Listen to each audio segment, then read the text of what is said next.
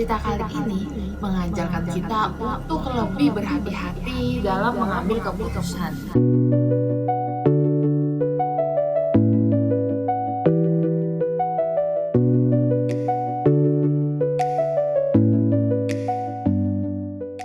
Dahulu kala, sewaktu teknologi masih terbatas, orang Jerman hidup dengan bercocok tanam dan berburu. Orang yang sangat ahli dalam kedua hal tersebut akan disambut dengan hangat oleh warga lainnya, karena makanan merupakan hal yang paling penting pada masa itu. Di sebuah desa, tinggal seorang pemburu yang sangat handal bernama Paxton. Di desa itu dia cukup dikenal karena kontribusinya pada warga di sana. Akan tetapi, sudah beberapa bulan ini dia tidak memberikan apapun. Setiap kali ia pergi berburu, pistol kesayangannya serasa memusuhi dia. Ah, kenapa sih? Kok gak kena-kena ya? Paxton menggerutu sambil melemparkan senjatanya ke tanah. Dia merasa frustasi karena selalu meleset dan makin lama rasa percaya dirinya pun menghilang. Apalagi warga desa yang awalnya penuh dengan pujian, sekarang berubah. Mereka tidak seramah dulu, sering berbisik di belakang Paxton, dan terlihat mulai menjauhinya. Melihat perlakuan para warga, Paxton bertekad untuk menunjukkan kemampuannya agar mereka semua bisa terdiam dan masa kejayaannya dapat kembali seperti dahulu kala. Lihat saja mereka. Aku pasti bisa membawa hasil buronan kali ini. Gak mungkin aku tidak bisa membawa satu pun setelah sebaik ini aku berburu. Paxton pun sering keluar untuk berburu dan selalu berpikir positif untuk meningkatkan percaya dirinya. Akan tetapi, kenyataannya tidak sesuai yang diharapkan Paxton dan dia sama sekali tidak mendapatkan hasil apapun. Paxton pun merasa sangat terpuruk sampai di suatu hari. Paxton sedang berjalan sambil melamun memikirkan kondisinya yang tambah lama tambah parah. Tiba-tiba, Anak muda, aku punya sesuatu untukmu. panggil seorang penjual keliling. Paxton pun terbangun dari lamunannya dan melihat ke arah penjual keliling yang tiba-tiba muncul ini. Siapa kamu? Aku tidak mengenalmu. Kamu bukan dari desa ini ya? Paxton bertanya dengan nada curiga kepada si penjual keliling karena penampilannya yang aneh. Dia memakai jubah yang menutupi seluruh tubuhnya, bahkan wajahnya. Badannya agak bungkuk dan tangannya terlihat kurus dan keriput. Dan yang paling aneh adalah energi yang dipancarkan seakan membuat Paxton merasa takut.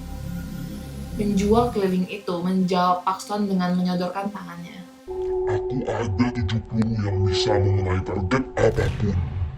Paxton pun kaget mendengarnya dan mulai merasa tergoda. Ini untukku. Tanya Paxton dengan sedikit ragu. Hanya jika kamu menyetujui satu syarat. Syarat apa? Tanya Paxton dengan curiga.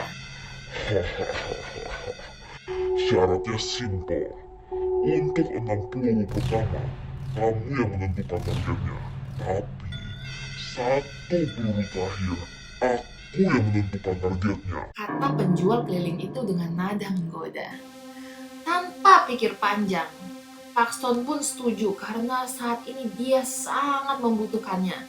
Paxton pun pulang membawa 7 peluru dan memutuskan untuk mencobanya besok. Dengan bantuan peluru ajaibnya itu, Paxton kembali ke desa dengan hasil buruannya. Dia sangat senang dan bangga ketika melihat tatapan para warga desa yang seakan memujanya. Lihat, siapa yang paling hebat. Kata Paxton dalam hatinya. Setelah itu, Paxton seakan kembali ke masa kejayaannya karena bisa terus-menerus membawa hasil buruannya dan berkontribusi besar ke desa tempat dia tinggal. Semua warga pun seakan lupa tentang kegagalan yang pernah dialami Paxton dan menganggap dia seperti pahlawan termasuk seorang wanita yang paling cantik di desa itu. Paxton dan wanita itu pun menikah dan menjadi pasangan yang paling serasi di desa itu. Yang satu pemburu handal dan dianggap pahlawan. Yang satu lagi wanita paling cantik.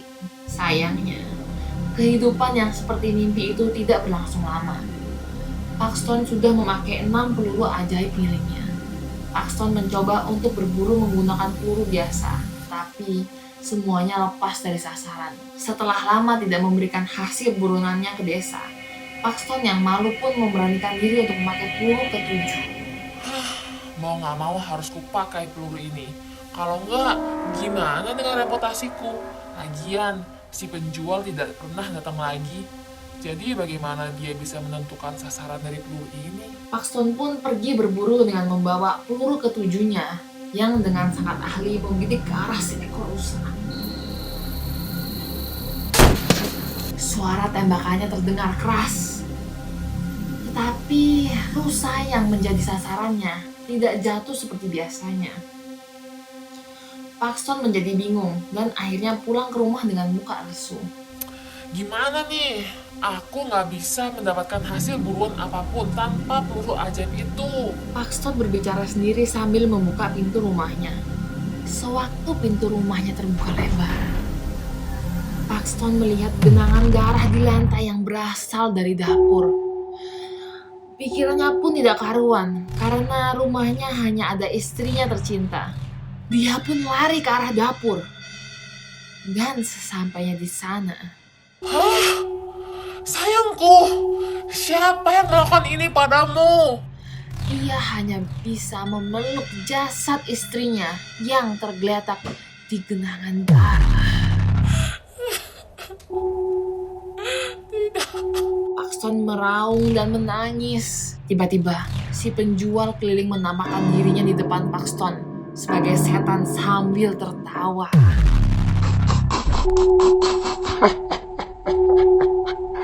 Masih ingat dengan perjanjian kita? Hah? Hahaha.